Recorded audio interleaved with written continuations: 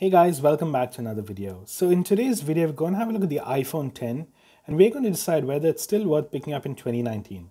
So let's begin. Now the iPhone 10 came out in 2017 and in 2019 it sits at a very attractive price point. I'll get to that a bit later in the video. Now let's begin talking about design and build quality. Now the iPhone 10's design overall is really good. It's a glass sandwich and the entire phone is surrounded by this beautiful stainless steel band.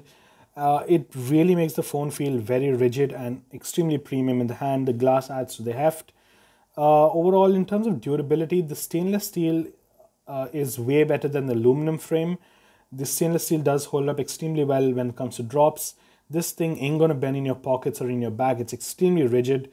Now, if you use the phone without a case, the stainless steel over time will start getting scuffs and scratches, but if you keep it in a case, it will still look pristine, just as it looked when you took it out of the box. So you don't have to worry in terms of build quality.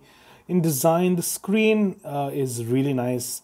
It's got that modern design, but right now, in my frank personal opinion, it's getting a bit dated really quickly because you have the S10 with that punch hole, you have the OnePlus 7 Pro with a pop-up camera, so they've already reached almost an entire full display without any interruptions. And here you have the iPhone 10, 10s with that big notch sitting on the top.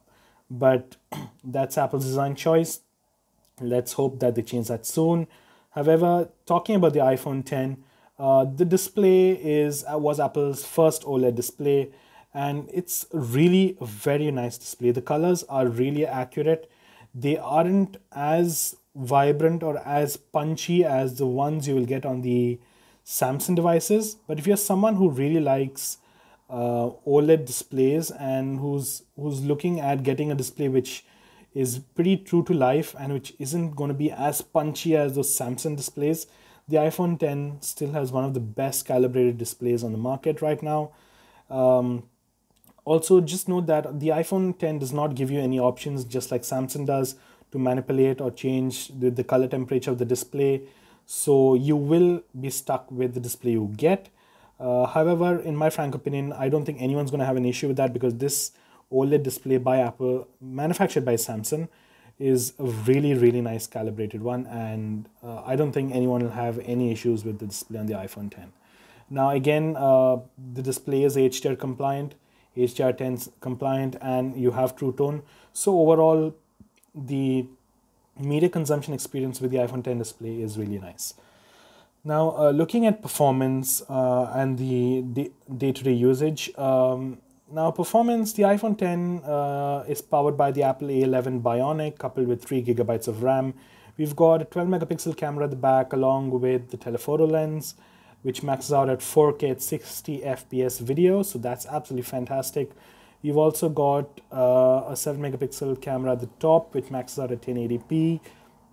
Now, the camera experience of the iPhone 10 is the usual. We know the camera on iOS. You do not still get those fine-grained details. You cannot shoot RAW. You cannot use Pro mode or anything like that. You will get portrait effects, however. So if you are someone who's looking at using portrait effects, you will get that. Also, you do get portrait mode with the front-facing camera as well. So overall, the iPhone 10 does take really decent pictures and very decent video. However, I would personally prefer the iPhone when it comes to video, since the video quality on the iPhone is really fantastic.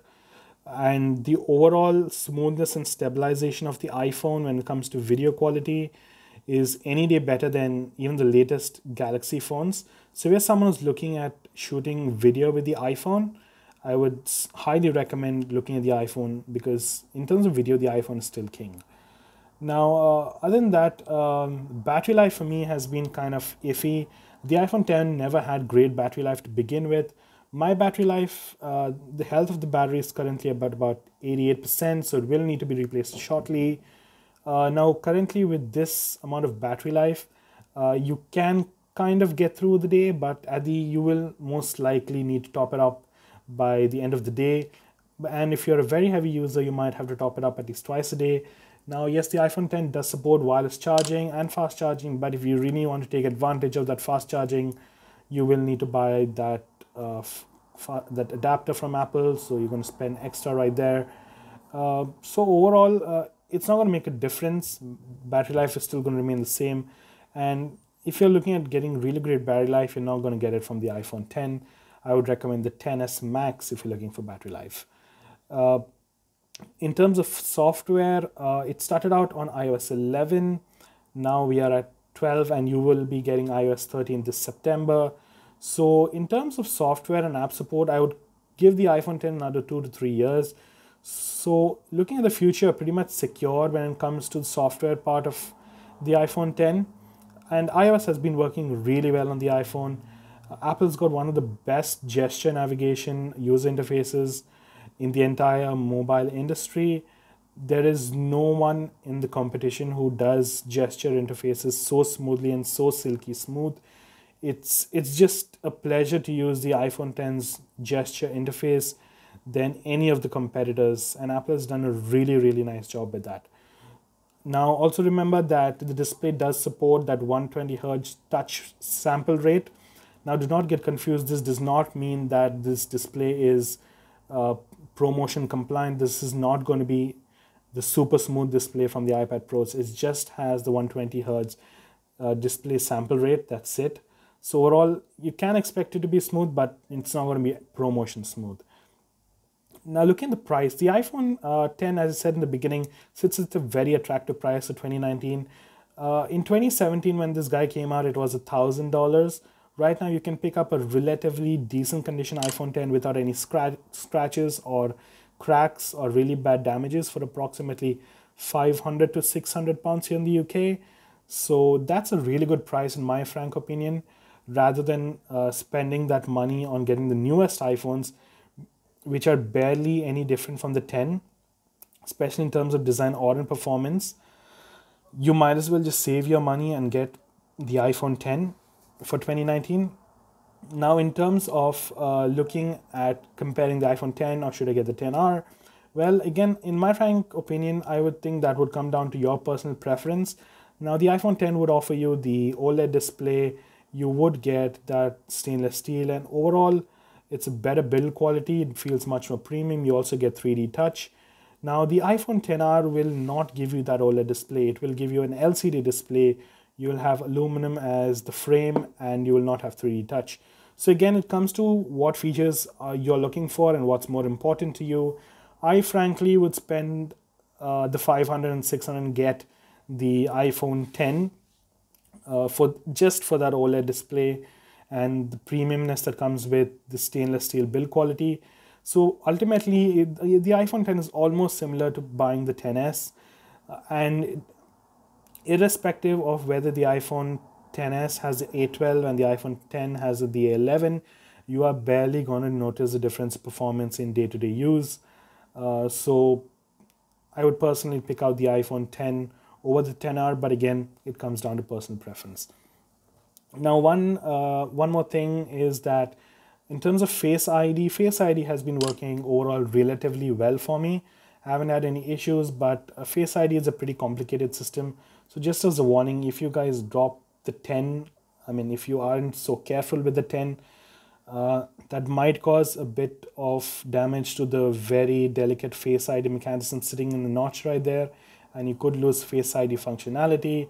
I have come across many people who have lost Face ID functionality just after one drop. So be extremely careful with the 10 and all of the devices that are using Face ID, because it's a slight complicated system and it's really delicate.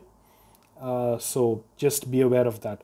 So overall, yes, in 2019, the iPhone 10 is still worth picking up. It's dropped down in price. It's at a very attractive price. It's still one of Apple's best flagships. You're still getting one of the topmost features that Apple still is offering at the latest flagships for 2018.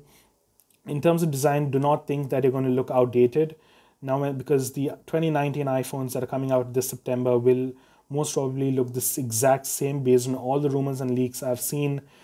The front looks the same and the notch still remains. Most probably it's going to be the same size. The only difference would be a larger camera bump at the back with 3 lenses. So overall, the design will still remain the same and you're not going to look outdated at all.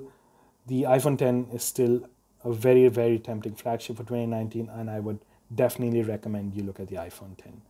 So that's it, guys. I hope you did like the video. If you did, hit that like and that subscribe button, and I will see you in the next one.